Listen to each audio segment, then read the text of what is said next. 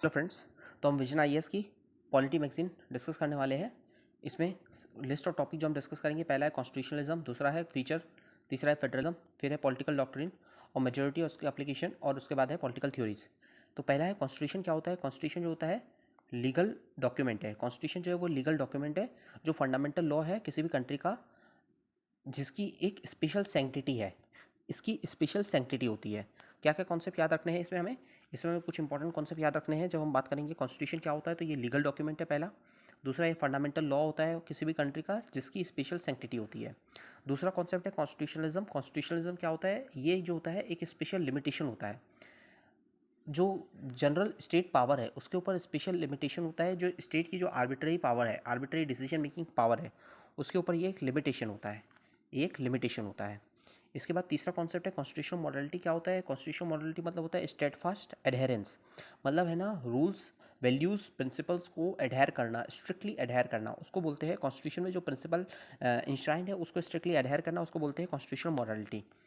ठीक है। और फिर चौथा हम बात करेंगे, चौथा है rule of law. Rule of law में तीन चीज़ें आती है। एब्सेंस होता है, आर्बिट्री पावर का एब्सेंस होता है, इक्वालिटी बिफोर लॉ होती है, और इंडिविजुअल की लिबर्टी को प्रायोरिटाइज किया जाता है। तो ये चार कॉन्सेप्ट हमने डिस्कस किए। कौन से चार कॉन्सेप्ट हमने डिस्कस किए? पहला तो किया हमने डिस्कस कॉन्स्टिट्यूशन क्या होता है। लॉ ऑफ द लैंड होता है, supreme law of the land होता है जिसकी एक स्पेशल सैंक्टिटी होती है। दूसरा, कॉन्स्टिट्यूशनलिज्म क्या होता है? कॉन्स्टिट्यूशनलिज्म जो होते हैं, एक ये लिमिटेशन होती है गवर्नमेंट पे कि वो आर्बिट्ररी डिसीजन मेकिंग ना करे, आर्बिट्ररी डिसीजन मेकिंग ना करे। तीसरा है कॉन्स्टिट्यूशन मॉरलिटी। क्या होती है कॉन्स्टिट्यूशनल मॉरलिटी? ये टर्म हमें याद रखनी है। हम एथिक्स में, जीएस पेपर 4 में इसका यूज़ कर सकते हैं, पॉलिटी में इसका यूज़ कर सकते हैं, गवर्नेंस में इसका यूज़ कर सकते हैं, सोसाइटल वैल्यूज़ की बात करते हैं, हम सोसाइटी की बात करते हैं तो उसमें कॉन्स्टिट्यूशनल मॉरलिटी को एडहेयर करने के लिए हम इसका, इस टर्म का यूज़ कर सकते हैं। तो कॉन्स्टिट्यूशनल मॉरलिटी मतलब होता है स्टेटफास्ट एडहेरेंस करना, जो भी वैल्यूज़ और प्रिंसिपल कॉन्स्टिट्यूशन में इंश्राइंड है उसको स्ट्रिक्टली एडहेयर करना। और लास्ट कॉन्सेप्ट है rule of law. Rule of law मतलब होता है कि इसमें तीन कॉन्सेप्ट होते हैं। एवी डाइसी ने दिया है, इसमें तीन कॉन्सेप्ट होते हैं। एक तो आर्बिट्ररी पावर का यूज़ नहीं करना है, एब्सेंस होता है आर्बिट्ररी पावर का। दूसरा होता है इक्वालिटी बिफोर लॉ, और तीसरा है इंडिविजुअल की लिबर्टी। ये हो गया अपना कंप्लीट, अपन ने डिस्कस कर लिया की टर्म्स। ये अपना इतना ये हो गया अपना कंप्लीट। उसके बाद हम बात करेंगे कॉन्स्टिट्यूशनलिज्म सुप्रीम कोर्ट के हिसाब से। सुप्रीम कोर्ट ने दो जजमेंट हमें याद रखनी है। रामेश्वर प्रसाद केस, ठीक है। इसने कहा कि कॉन्स्टिट्यूशनलिज्म अपोजिट है एब्सोल्यूटिज्म का। एब्सोल्यूटिज्म में मतलब गवर्नमेंट के पास एब्सोल्यूट पावर है, गवर्नमेंट जो चाहे वो कर सकती है। कॉन्स्टिट्यूशनलिज्म जो है वो लिमिट करता है गवर्नमेंट की जो आर्बिट्ररी पावर है उसे लिमिट करता है। ये बेस्ड किस पे है? रूल ऑफ लॉ पे बेस है। इसमें कॉन्स्टिट्यूशनल सुप्रीमेसी होती है और ये रूल ऑफ लॉ पे बेस है। ठीक है। ये है ना, इससे ऑब्जेक्टिविटी आती है, गवर्नमेंट की जो डिसीजन है उसमें ऑब्जेक्टिविटी आती है। तो इसमें हमें क्या क्या चीज़ें कॉन्सेप्ट याद रखने हैं? रामेश्वर की इस जजमेंट की हम बात करेंगे। तो रामेश्वर की जजमेंट में हमें दो चीज़ें इंपॉर्टेंट याद रखनी है। इसमें रूल ऑफ लॉ को प्रायोरिटाइज करता है, कॉन्स्टिट्यूशनलिज्म जो है वो रूल ऑफ लॉ को प्रायोरिटाइज करता है, और इसमें ऑब्जेक्टिविटी जो होती है वो इंपॉर्टेंट होती है। ऑब्जेक्टिविटी को ये प्रमोट करता है, ऑब्जेक्टिविटी और रूल ऑफ लॉ, ऑब्जेक्टिविटी और रूल ऑफ लॉ। और दूसरा दूसरा केस है आयर कोलेओ केस। आयर कोलेओ केस, इसमें कहा कि कॉन्स्टिट्यूशनलिज्म जो है वो एक लीगल प्रिंसिपल है जो कंट्रोल करता है, जो गवर्नमेंट जो है अपनी पावर जो एक्सरसाइज करती है उसको है ना अंडर कंट्रोल रखता है। ठीक है। और ये है ना प्रमोट करता है डेमोक्रेटिक प्रिंसिपल्स को, और ये इंश्योर करता है कि डेमोक्रेटिक वैल्यूज़ जो है वो डिस्ट्रॉय ना हो, डेमोक्रेटिक वैल्यूज़ जो है वो डिस्ट्रॉय ना हो। डेमोक्रेटिक प्रिंसिपल को ये प्रमोट करता है और डेमोक्रेटिक वैल्यूज़ जो है वो डिस्ट्रॉय ना हो, ये इसको इंश्योर करता है। तो कौन से दो जजमेंट हमें याद रखने हैं? एक तो रामेश्वर प्रसाद केस और आयर कोलेओ। रामेश्वर प्रसाद, आयर कोलेओ, ये दो केस याद रखने हैं। कॉन्स्टिट्यूशन क्या होता है हमने पढ़ा, कॉन्स्टिट्यूशनलिज्म क्या होता है, कॉन्स्टिट्यूशनल मॉडलिटी क्या होता है, concept of rule of law क्या होता है। उसके बाद हम बात करेंगे कि कॉन्स्टिट्यूशनल गवर्नमेंट क्या होती है और नॉन कॉन्स्टिट्यूशनल गवर्नमेंट क्या होती है। कॉन्स्टिट्यूशनल गवर्नमेंट मतलब क्या होता है? ये गवर्नमेंट जो होती है वो इलेक्टेड होती है पब्लिक के थ्रू, पब्लिक इलेक्ट करती है इन्हें। ठीक है। हेड ऑफ द स्टेट जो है उसकी पावर जो लिमिटेड होती है। दूसरा कॉन्सेप्ट जो है हेड ऑफ द स्टेट जो होते हैं उनकी पावर जो होती है वो लिमिटेड होती है। तीसरा हम बात करें तो इसमें स्पेशल टेन्योर होता है, जो रूल करते हैं ना गवर्नमेंट जो होती है उसका स्पेशल टेन्योर होता है। जैसे कि यूएसए, यूके, इंडिया, 5 साल का इंडिया में जैसे, तो गवर्नमेंट को जो है एक लिमिटेड टेन्योर होता है। तो इसमें हमने स्पेसिफिक टेन्योर होता है। हेड ऑफ द स्टेट जो होता है उसकी लिमिटेड पावर होती है, और इलेक्शन जो होता है रेगुलर होता है, पीरियोडिक होता है। और नॉन कॉन्स्टिट्यूशनल गवर्नमेंट की बात करें तो यहाँ कोई इलेक्शन नहीं होता है, नॉन कॉन्स्टिट्यूशन में कोई इलेक्शन नहीं होता है। दूसरा हम बात करेंगे तो रूलर जो है उसकी अनलिमिटेड पावर होती है, कोई चेक नहीं होता। तो यहाँ कॉन्स्टिट्यूशनलिज्म नहीं है। कॉन्स्टिट्यूशनलिज्म नहीं है मतलब गवर्नमेंट के ऊपर कोई चेक नहीं है, गवर्नमेंट आर्बिट्ररली वर्क करती है, जो उनका मन चाहे वो वर्क कर सकती है, कोई चेक नहीं है, कोई रूल ऑफ लॉ नहीं है, कोई डेमोक्रेटिक वैल्यूज़, डेमोक्रेटिक प्रिंसिपल्स का एडहेरेंस नहीं है। तो कॉन्स्टिट्यूशनल मॉरलिटी नहीं है, कॉन्स्टिट्यूशनलिज्म नहीं है, ठीक है। और कोई नो रूलिंग लिमिट, कोई लिमिट नहीं है, लिमिटेशन नहीं है कि किस कितने टाइम के लिए रूल करेंगे, उसका कोई लिमिट नहीं है। जैसे कि कतर हो गया, स्विट्जरलैंड, स्वाजीलैंड हो गया, कतर हो गया, ये एक गल्फ कंट्री है अरब में, ठीक है। स्वाजीलैंड हो गया, ये अफ्रीका में है, अफ्रीकन कॉन्टिनेंट में, साउथ अफ्रीका से बॉर्डर शेयर करती है, तो स्वाजीलैंड हो गया और ब्रूनेई हो गया, ठीक है। ये ईस्ट एशियन कंट्री। तो ये हमारा हो गया कंप्लीट। इसके बाद हम बात करते हैं कि रिटन कॉन्स्टिट्यूशन क्या होता है, अनरिटन का क्या होता है। रिटन कॉन्स्टिट्यूशन एक ऐसा कॉन्स्टिट्यूशन जिसमें जो फाउंड है लीगल डॉक्यूमेंट में, इसमें ये कोडिफाइड है, ये प्रिसाइज है, डेफिनिट है, सिस्टमेटिक है। प्रिसाइज है, डेफिनिट है, सिस्टमेटिक है। ये ये बना हुआ है कॉन्शियस और डेलिबरेट एफर्ट्स के बाद बना हुआ है। मतलब कॉन्स्टिट्यूशन मेकर ने इसे बनाया है अपने कॉन्शियस और डेलिबरेट एफर्ट्स के बाद इसे बनाया है। तो ये होता है हमारा, हमने बात की रिटन कॉन्स्टिट्यूशन। अनरिटन कॉन्स्टिट्यूशन, ये डॉक्यूमेंटेड होते हैं पर कॉडिफाइड नहीं होते। वो डॉक्यूमेंटेड थे, कॉडिफाइड थे, ये डॉक्यूमेंटेड होते हैं, कॉडिफाइड नहीं होते, या अनसिस्टमेटिक होते हैं, इनडिफिनिट होते हैं, इम्प्रेसाइज होते हैं। तीसरा, रिजल्ट ऑफ हिस्टोरिकल डेवलपमेंट। ये हिस्टोरिकल डेवलपमेंट का रिजल्ट है। जैसे कि बहुत सारी कन्वेंशंस आए, बहुत सारी जो है प्रैक्टिस डेवलप हुई, बहुत सारे जो है चार्टर्स आए, उनका कंपाइलेशन करे तो एक कॉन्स्टिट्यूशन बनता है। जैसे ब्रिटेन में कन्वेंशंस, जो जनरल लॉज आए, जो कन्वेंशन डेवलप हुए, बहुत सारी ट्रेडिशनल प्रैक्टिसेस डेवलप हुई, इवॉल्व हुई, तो उससे एक कॉन्स्टिट्यूशन बना है। ये एक हिस्टोरिकल डेवलपमेंट है, रिजल्ट ऑफ हिस्टोरिकल डेवलपमेंट है। जबकि इंडिया में कॉन्स्टिट्यूशन मेकिंग अथॉरिटी बनी, ठीक है। उन्होंने ड्राफ्टिंग कमेटी बनी, उन्होंने कॉन्स्टिट्यूशन को ड्राफ्ट किया और वो कॉन्स्टिट्यूशन को हमने अडॉप्ट किया और फिर वो एग्जिस्टेंस में आया है। तो ये रिटन कॉन्स्टिट्यूशन इंडिया के केस में है, यूएसए के केस में, फ्रांस के केस में, पर ब्रिटेन के केस में जो हमने पढ़ा कि वो है अनरिटन कॉन्स्टिट्यूशन है, ठीक है। तो हमें याद रखना है कि रिटन कॉन्स्टिट्यूशन कहाँ कहाँ है, इंडिया में है, फ्रांस में है, यूएसए में है। अनरिटन कहाँ है, ब्रिटेन में है। उसके पहले हमने पढ़ा था कि कॉन्स्टिट्यूशनल गवर्नमेंट क्या होती है, अनकॉन्स्टिट्यूशनल गवर्नमेंट क्या होती है। उसके बाद हम बात करेंगे फॉर्म ऑफ गवर्नमेंट की बात करेंगे। तो फॉर्म ऑफ गवर्नमेंट में हम बात करेंगे तो क्या हमें पढ़ना है यहाँ, फॉर्म ऑफ गवर्नमेंट हम पढ़ेंगे तो पहला है प्रेसिडेंशियल फॉर्म ऑफ गवर्नमेंट होती है, जहाँ प्रेसिडेंट जो होता है, प्रेसिडेंट जो होता है हेड ऑफ द स्टेट भी होता है और हेड ऑफ द गवर्नमेंट भी होता है। तो इसे हम बोलते हैं प्रेसिडेंशियल फॉर्म ऑफ गवर्नमेंट। मतलब कि प्रेसिडेंट जो है हेड ऑफ द स्टेट भी है, हेड ऑफ द गवर्नमेंट भी है। प्रेसिडेंट जो होता है ये वन होता है जो is the one in which executive is not responsible to the legislature. जब प्रेसिडेंशियल फॉर्म ऑफ गवर्नमेंट होती है, जैसे एग्जांपल यूएसए में जो प्रेसिडेंट है वो लेजिस्लेचर को रिस्पॉन्सिबल नहीं है, अपनी पॉलिसीज़ अपने एक्ट्स के लिए लेजिस्लेचर को रिस्पॉन्सिबल नहीं है। और ये कॉन्स्टिट्यूशनली जो है इंडिपेंडेंट होता है, कॉन्स्टिट्यूशनली इंडिपेंडेंट होता है of legislature in respect of his term of office. जैसे यूएसए का प्रेसिडेंट जो है वो अपने टर्म्स के लिए लेजिस्लेचर से इंडिपेंडेंट है। ऐसा नहीं है कि उसका जो टेन्योर है वो लेजिस्लेचर पे डिपेंड करता है। दो इम्पीचमेंट मोशन आ सकता है, बहुत रेयर केसेस में आता है, ठीक है। तो ये हो गया प्रेसिडेंशियल फॉर्म ऑफ गवर्नमेंट है। दूसरा है पार्लियामेंट्री फॉर्म ऑफ गवर्नमेंट की बात करेंगे हम। तो पार्लियामेंट्री फॉर्म ऑफ गवर्नमेंट होते हैं, ये वन होती है जहाँ एग्जीक्यूटिव जो होता है वो रिस्पॉन्सिबल होता है, जो काउंसिल ऑफ मिनिस्टर है वो कलेक्टिवली रिस्पॉन्सिबल होती है lower house of the parliament, Lok Sabha को कलेक्टिवली रिस्पॉन्सिबल होती है, lower house of the parliament Lok Sabha को कलेक्टिवली रिस्पॉन्सिबल होती है। तो ये हमने पढ़ लिया, ठीक है। उसके बाद हम बात करते हैं फीचर्स।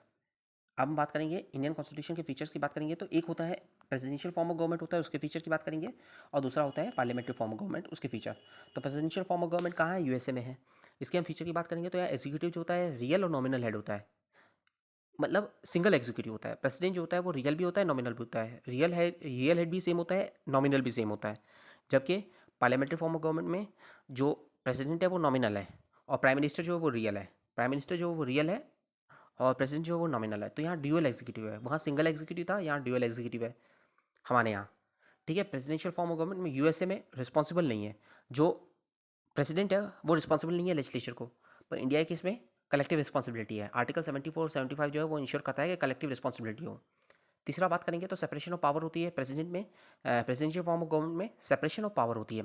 मतलब कि यूएसए का प्रेसिडेंट जो है उसका पावर जो है और वो एग्जीक्यूटिव पावर है, legislative power, executive power, judicial power, complete separation होता है। इंडिया के केस में जो होता है फ्यूजन ऑफ पावर होता है, ठीक है। मतलब जो है एग्जीक्यूटिव जो है वो लेजिस्लेचर का पार्ट है और वो कलेक्टिवली रिस्पॉन्सिबल है लेजिस्लेचर को। जो member of council of minister जो है वो कलेक्टिवली रिस्पॉन्सिबल है lower house of the parliament, मतलब लोकसभा को कलेक्टिवली रिस्पॉन्सिबल है। इसके बाद बात करेंगे चौथा पॉइंट, पॉलिटिकल होमोजेनिटी नेसेसरी नहीं है। यूएसए के इसमें प्रेसिडेंशियल फॉर्म ऑफ गवर्नमेंट जो होता है वहाँ पॉलिटिकल होमोजेनिटी नेसेसरी नहीं है, प्रेसिडेंट अपने हिसाब से किसी को भी चुन सकता है। जबकि पार्लियामेंट्री फॉर्म ऑफ गवर्नमेंट में जो मेंबर ऑफ लेजिस्लेचर है वही जो है मिनिस्टर बनते हैं। अगर कोई ऐसा पर्सन जो मेंबर ऑफ लेजिस्लेचर नहीं है, वो अगर मिनिस्टर बनता है तो 6 मंथ्स के अंदर उसे as a minister, as a member of the legislature जो है अपॉइंट होना होता है या इलेक्ट होता है। या तो उसे नॉमिनेट करके नॉमिनेशन के थ्रू आ सकता है वो, या तो फिर इलेक्शन के थ्रू आ सकता है। तो मतलब 6 मंथ्स का मैक्सिमम टाइम फ्रेम होता है जिसके अंदर उसे इलेक्ट होना होता है या फिर नॉमिनेशन होना चाहिए उसका। और लास्ट पॉइंट हम बात करेंगे तो लोअर हाउस जो होता है उसका फिक्स टर्म होता है। प्रेसिडेंशियल फॉर्म ऑफ गवर्नमेंट में कोई डिसोल्यूशन नहीं होता है, तो लोअर हाउस जो होता है उसका फिक्स टर्म होता है। जबकि हम पार्लियामेंट्री फॉर्म ऑफ गवर्नमेंट बात करें तो यहाँ जो लोअर हाउस होता है मतलब कि लोकसभा, उसका डिसोल्यूशन पॉसिबल है। लोकसभा जो है उसे डिसॉल्व हो सकते हैं। तो प्रेसिडेंट जो होते हैं वो lower house of the parliament जो है इंडिया में उसे डिसॉल्व कर सकते हैं। मतलब लोकसभा का जो है वो टेम्परेरी हाउस है, इसे डिसॉल्व कर सकते हैं president based on the recommendation. अगर रिकमेंडेशन देते हैं council of minister, return advice में देते हैं तो इससे डिसॉल्व हो सकती है। तो ये हो गया। फिर बात करेंगे इंडिया में कॉन्स्टिट्यूशनलिज्म जो है वो इंश्योर की गई है। कॉन्स्टिट्यूशनलिज्म इंडिया में इंश्योर की गई है। बाद कॉन्स्टिट्यूशन जो अडॉप्ट किया गया है, कॉन्स्टिट्यूंट असेंबली जो थी हमारी इंडिया में, उन्होंने अडॉप्ट किया है 26 नवंबर 1949। ये डेट को याद रखना है हमें, 26 नवंबर 1949 को अडॉप्ट किया है। और इफेक्ट में कब आया है? 26 जनवरी 1950 को इफेक्ट में आया है। कॉन्स्टिट्यूशन जो है ले डाउन करता है, मतलब रखता है, एक ब्रॉड फ्रेमवर्क देता है हमें ये, कि हम ये डिमार्केट करता है हमारे पॉलिटिकल कोड को, fundamental political code, structure, procedure, power, duties government institution की। और ये सेट आउट करता है हमारे फंडामेंटल राइट्स। स्टेट गवर्नमेंट की जो है जो स्टेट्स है उसकी डायरेक्टिव प्रिंसिपल्स, ये स्टेट को डायरेक्टिव प्रिंसिपल देता है, मतलब स्टेट को क्या क्या ड्यूटीज़ परफॉर्म करनी है।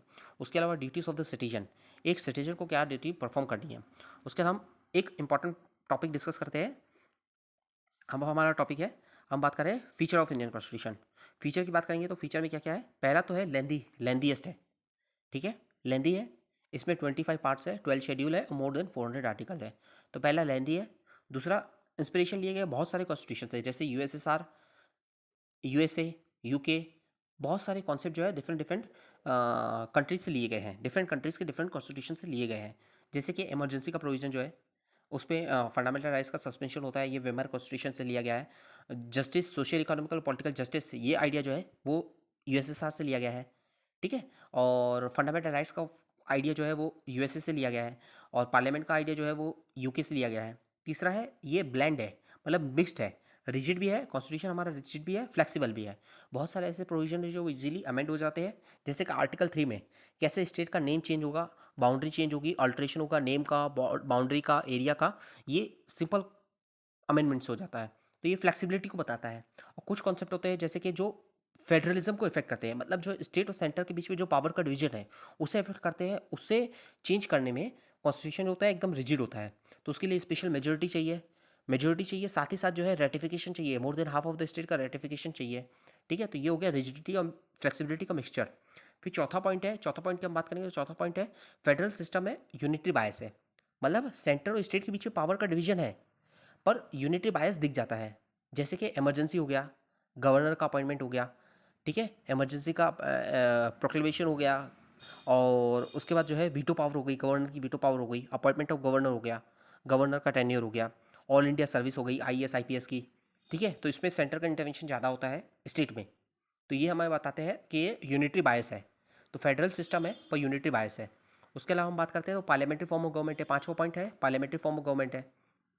छठवा है पार्लियामेंट्री सोवरेनिटी जो ब्रिटेन में फॉलो करते हैं, और जुडिशियल सुप्रीमेसी जो यूएसए में फॉलो करते हैं।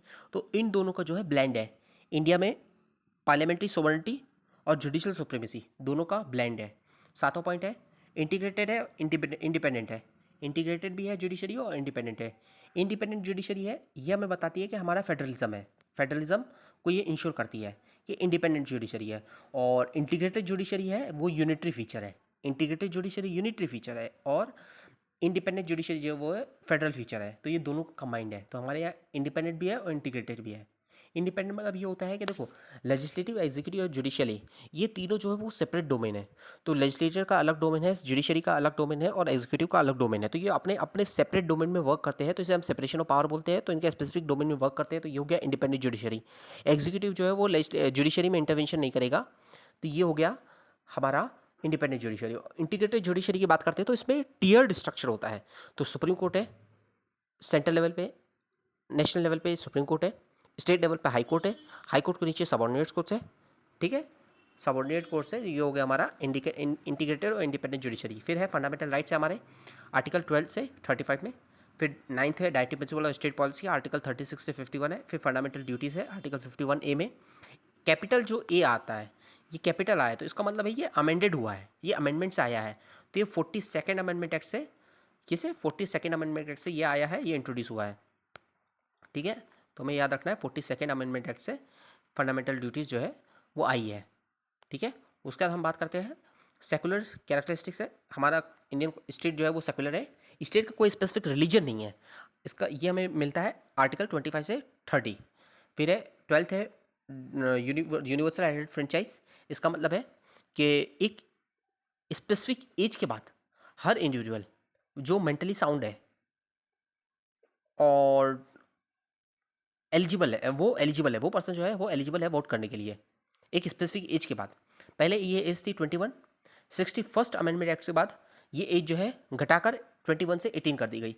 तो 18 साल के ऊपर एक मेंटली साउंड इंडिविजुअल वो एबल है वोट करने के लिए, पर सर्टेन क्राइटेरिया है उसे फुलफिल करना मैंडेटरी है, जैसे कि वो सिटीजन होना चाहिए, वो उस स्टेट का उस स्टेट का रेजिडेंट होना चाहिए, उसके पास डोमिसाइल होना चाहिए। तो ऐसे कुछ क्राइटेरिया है जिसे फुलफिल करना मैंडेटरी है, और ये पावर जो है इलेक्शन कमीशन ऑफ इंडिया के पास है जो इलेक्टोरल रोल को प्रिपेयर करती है। ठीक है, उसके अलावा सिंगल सिटीजनशिप है इंडिया में। सिंगल सिटीजनशिप है, इसका मतलब ये होता है कि एक इंडिविजुअल अगर इंडिया में उसे सिटीजनशिप मिल गई तो वो सिटीजन है इंडिया का, वो किसी की स्पेसिफिक स्टेट का नहीं है। जैसे यूपी, एमपी, ऐसा नहीं है कि मैं एमपी का सिटीजन हूँ, मैं यूपी का सिटीजन हूँ, मैं महाराष्ट्र का, बिहार का सिटीजन हूँ, नो, मैं सिर्फ इंडिया का सिटीजन हूँ। मैं इंडिया के किसी भी स्टेट में चले जाऊँ, मैं as a citizen of India ही रिप्रेजेंट करूँगा अपने आप को। पर यूएसए केस में क्या होता है, ड्यूअल सिटीजनशिप होती है। सिटीजनशिप वो आयोवा स्टेट है, जैसे वॉशिंगटन स्टेट है, तो उस स्टेट का भी सिटीजन है प्लस यूएसए का भी सिटीजन है, तो दो सिटीजनशिप होती है। तो ड्यूअल सिटीजनशिप होती है यूएसए केस में, इंडिया केस में जो है सिंगल सिटीजनशिप होती है। Overseas citizen of India card holder, OCI card India में चलता है। इसका मतलब ये होता है कि जो पर्सन ऑफ इंडियन ओरिजिन है उसे हम ओसीआई कार्ड देते हैं। अगर एक पर्सन है जो इंडियन ओरिजिन का है, उसे किसी दूसरे कंट्री की सिटीजनशिप मिल गई है, जैसे कि यूएसए की उसे सिटीजनशिप मिल गई है, तो हम उस सिटीजनशिप नहीं दे रहे हैं, हम उसे एक रिकग्निशन दे रहे हैं कि उसका ओरिजिन इंडिया का है। तो पर्सन ऑफ इंडियन ओरिजिन को हम ओसीआई कार्ड देते हैं, तो overseas citizen of India card holder उन्हें हम कहते हैं। तो उनके पास राइट टू वोट नहीं होता है, वो उनके पास एक ड्यूअल सिटीजनशिप हम उन्हें नहीं दे रहे हैं। तो इंडिया के केस में ड्यूअल सिटीजनशिप नहीं है, ये हमें याद रखना है, सिंगल सिटीजनशिप है। ओसीआई कार्ड होल्डर जो होते हैं वो ड्यूअल सिटीजनशिप नहीं होती है, उन्हें कुछ प्रिविलेजेस हम दे रहे हैं, पर ये ड्यूअल सिटीजनशिप नहीं है। उसके बाद इंडिपेंडेंट बॉडीज़ है इंडियन कॉन्स्टिट्यूशन में, जैसे कैग हो गया, यूपीएससी हो गया, ये कॉन्स्टिट्यूशनल बॉडीज़ है। उसके अलावा 15th है इमरजेंसी प्रोविजन है इंडिया में, आर्टिकल पार्ट 18 में इमरजेंसी प्रोविजन है। और 16 पॉइंट की बात करेंगे तो वहाँ हमारे पास टीयर्ड गवर्नमेंट है, 3 टीयर गवर्नमेंट है। तो सेंटर पे है, स्टेट पे है और लोकल बॉडी से। पहले 2 थी, पहले 2 टीयर थी, सेंटर पे था, स्टेट पे था। अब 3 टीयर है, 73rd और 74th कॉन्स्टिट्यूशनल अमेंडमेंट एक्ट के बाद हमारे पास 3 टीयर गवर्नमेंट है। तो 73rd और 74th से जो है ये आई पंचायत लेवल पे, और 74th जो है वो म्यूनसिपैलिटी लेवल पे, मतलब urban local bodies I. Rural local bodies 73rd से आई, अर्बन लोकल बॉडीज जो है वो 74th अमेंडमेंट एक्ट से आई। ठीक है, तो ये हमारा हो गया। उसके बाद हम बात करेंगे तो फॉर्म ऑफ पॉलिटी अरेंजमेंट।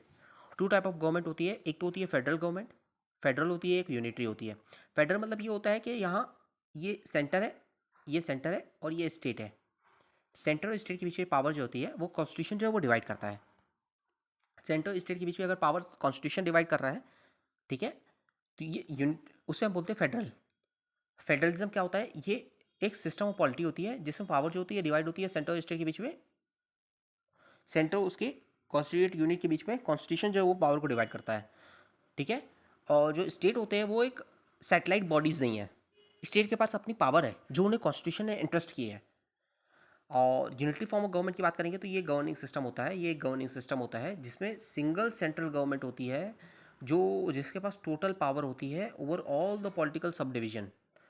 क्या बात याद रखनी है हमें, यूनिटरी में हमें बात याद रखनी है कि ये गवर्निंग सिस्टम है जिस जिस जिसमें एक सिंगल सेंट्रल गवर्नमेंट जो होती है उसके पास टोटल पावर होती है over all of its other political sub division.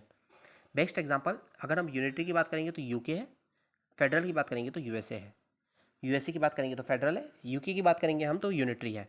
Feature की बात करेंगे फेडरलिज्म में कुछ फीचर हमें याद रखने हैं। रिटन कॉन्स्टिट्यूशन होता है, मल्टीपल लेवल ऑफ गवर्नमेंट होता है, रिजिड कॉन्स्टिट्यूशन होता है, इंडिपेंडेंट जुडिशरी होता है। ये हमने बताया था कि इंडिपेंडेंट जुडिशरी जो वो फेडरलिज्म का फीचर है। ड्यूअल पॉलिटी होता है, डिवीजन ऑफ पावर होता है सेंटर और स्टेट के बीच में। डिवीजन ऑफ पावर है, मतलब सेंटर को अपनी अलग पावर मिली है, स्टेट को अपनी अलग पावर मिली है। ड्यूअल पॉलिटी होता है, डिवीजन ऑफ पावर होता है। ड्यूअल पॉलिटी मतलब सेंट्रल गवर्नमेंट, स्टेट गवर्नमेंट, ठीक है। कॉन्स्टिट्यूशन सुप्रीमेसी होता है, मतलब यहाँ कॉन्स्टिट्यूशन सुप्रीम है, गवर्नमेंट सुप्रीम नहीं है, कॉन्स्टिट्यूशन सुप्रीमेसी है। और लास्ट है बाइकैमरलिज्म मतलब लोकसभा भी है, राज्यसभा भी है। तो लोकसभा लोकसभा ये लोकसभा जो होती है वो पीपल को रिप्रेजेंट कर रही है।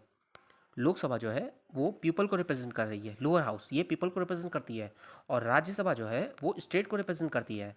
तो स्टेट का रिप्रेजेंटेशन आ गया, कुछ भी अमेंडमेंट होगा कॉन्स्टिट्यूशन में तो स्टेट का रिप्रेजेंटेशन आ गया, स्टेट की वॉइस आ गई, स्टेट का ओपिनियन आ गया। तो इसलिए बाइकैमरलिज्म जो है वो एक फेडरल फीचर है। तो हमने फेडरल फीचर पढ़ लिए, क्या क्या है। Written constitution, multiple level of government है, रिजिड कॉन्स्टिट्यूशन है, इंडिपेंडेंट जुडिशरी है, ड्यूअल पॉलिटी है, सब डिवीजन ऑफ पावर है, कॉन्स्टिट्यूशन सुप्रीमेसी है, बाइकैमरलिज्म है। ये हमें पॉइंट्स याद रखने हैं।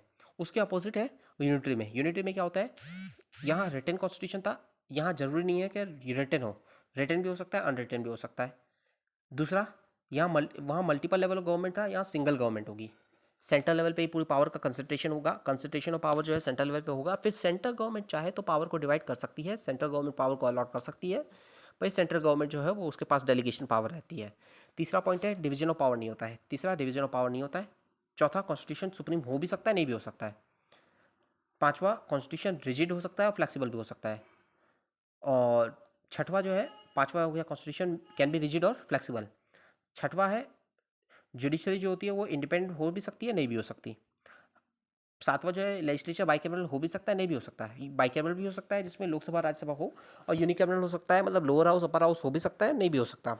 चाहे हो सकता है कि खाली लोअर हाउस हो, अपर हाउस ना हो, राज्य स्टेट का रिप्रेजेंटेशन ना हो। तो ये हो गया हमारा यूनिटरी फीचर और फेडरल फीचर। तो ये हमने कंप्लीट कर लिया। उसके बाद हम बात करते हैं कैरेक्टरिस्टिक्स, फेडरलिज्म की कैरेक्टरिस्टिक्स। तो इसमें पहला क्या होता है, फेडरलिज्म की कैरेक्टरिस्टिक्स की बात करेंगे तो इसमें फेडरलिज्म में हमने जैसे बात की कि 2 और मोर लेवल ऑफ गवर्नमेंट होती है, ठीक है, फेडरल, सेंट्रल गवर्नमेंट और स्टेट गवर्नमेंट। दूसरा, ईस्ट ईयर जो होते हैं उसके अपना जुरिस्डिक्शन होता है स्पेसिफिक मैटर में, लेजिस्लेटिव, टैक्सेशन और एडमिनिस्ट्रेशन में अपना अपना स्पेसिफिक जुरिस्डिक्शन होता है, चाहे लेजिस्लेशन हो चाहे टैक्सेशन हो। ये हो गया लेजिस्लेशन हो गया, टैक्सेशन हो गया और एडमिनिस्ट्रेशन में। तीसरा हम बात करेंगे तो तीसरा पॉइंट है जो एग्जिस्टेंस है और अथॉरिटी है ईस्ट ईयर ऑफ गवर्नमेंट को है वो कॉन्स्टिट्यूशनली गारंटीड है। कॉन्स्टिट्यूशन जो है इन्हें पावर दे रहा है, सेंट्रल गवर्नमेंट के नहीं दे रही है इन्हें पावर। ये सेंट्रल गवर्नमेंट की विम्स ऑफ फैंसी के ऊपर डिपेंड नहीं करता है। इनके पास जो पावर की अथॉरिटी आ रही है, अथॉरिटी और पावर डिवीजन ऑफ पावर जो हो रहा है वो कॉन्स्टिट्यूशन के थ्रू हो रहा है। तो कॉन्स्टिट्यूशन जो है वो सुप्रीम अथॉरिटी है, कॉन्स्टिट्यूशन सुप्रीमेसी प्रिवेल कर रही है फेडरलिज्म के केस में। फिर चौथा है फंडामेंटल प्रोविजन जो है कॉन्स्टिट्यूशन के वो यूनिलैटरली चेंज नहीं हो सकते हैं, मतलब कोई भी अमेंडमेंट करना है तो सेंट्रल स्टेट गवर्नमेंट दोनों की रजामंदी जरूरी है, दोनों की कंसेंट जरूरी है। तो रेटिफिकेशन तब होगा जब फेडरल फीचर को अमेंड करना है, तो रेटिफिकेशन होना चाहिए more than half of the state. मतलब अगर इंडिया में फॉर एग्जांपल 30 स्टेट है तो मोर देन हाफ मतलब 15+1 16 स्टेट, एटलीस्ट 16 स्टेट अगर कंसेंट देते हैं सिंपल मेजोरिटी के साथ, अगर वो अपनी अपनी स्टेट लेजिस्लेचर में अमेंडमेंट को रेटिफाई करते हैं, कंसेंट देते हैं सिंपल मेजोरिटी के साथ, तो वो अमेंडमेंट जो है वो कॉन्स्टिट्यूशनल अमेंडमेंट जो है वो इम्प्लीमेंट होगी, वो इन्फोर्समेंट होगा उसका। उसके बाद हम पांचवा पॉइंट याद रखेंगे कि कोर्ट जो है उसके पास पावर है कि वो इंटरप्रेट कर सकती है कॉन्स्टिट्यूशन को। इंडिया के केस पे कोर्ट के पास पावर है कि अमेंडमेंट इंटरप्रेट कर सकती है कॉन्स्टिट्यूशन को। जैसे कि for example Keshavananda Bharati case, court के पास पावर है, कोर्ट ने कॉन्स्टिट्यूशन को इंटरप्रेट किया, कोर्ट ने बेसिक स्ट्रक्चर डॉक्ट्रिन को इंट्रोड्यूस किया। तो केशवानंद भारती केस, अभी हमें ये सिर्फ इतना याद रखना है, केशवानंद भारती केस, इसमें सुप्रीम कोर्ट ऑफ इंडिया ने बेसिक स्ट्रक्चर डॉक्ट्रिन को इंट्रोड्यूस किया, जिसका फर्दर एवोल्यूशन हुआ। हम फर्दर आज तक उसका एडवांसमेंट होते ही जा रहा है, और बहुत सारे प्रिंसिपल जो है वो सुप्रीम कोर्ट ऑफ इंडिया ने बताया है कि ये हमारा पार्ट है बेसिक स्ट्रक्चर डॉक्ट्रिन का।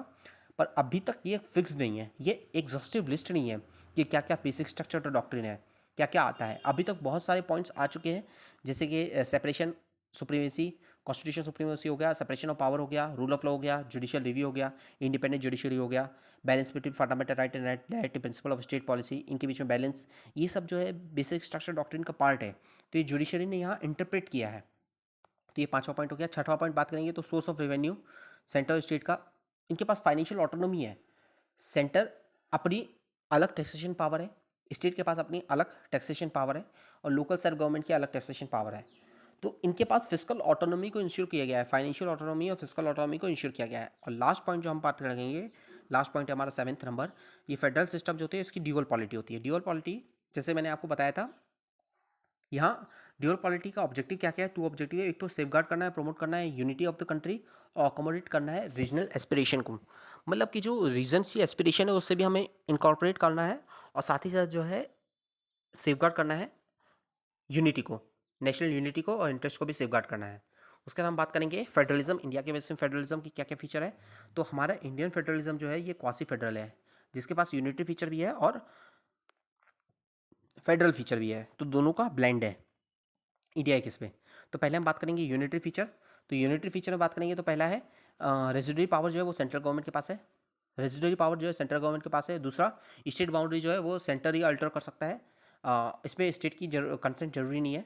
अगर स्टेट मना भी करे तो भी सेंटर चाहे, पार्लियामेंट चाहे तो वो अमेंड कर सकती है। तो पार्लियामेंट जो है वो स्टेट का नाम, बाउंड्री सब अमेंड कर सकती है।